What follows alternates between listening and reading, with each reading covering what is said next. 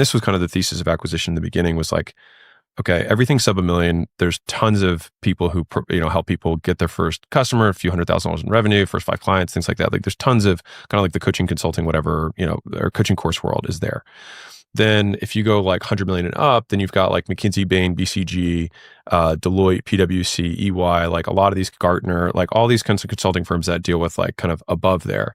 But there's just not a lot in the 1 to 100 million range. And what's interesting about that particular range is that that's where a huge amount of like alpha is created in terms of investing returns.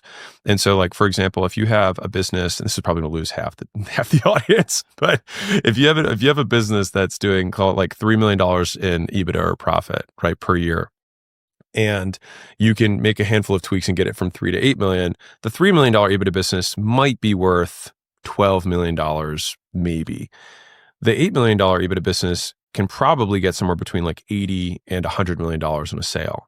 And so it's like you have a huge multiplier effect that increases once you get above about $5 million in profit. And especially as you approach 10, where you now become a target for institutional grade investors. So that because they have to put to work hundreds of millions of dollars.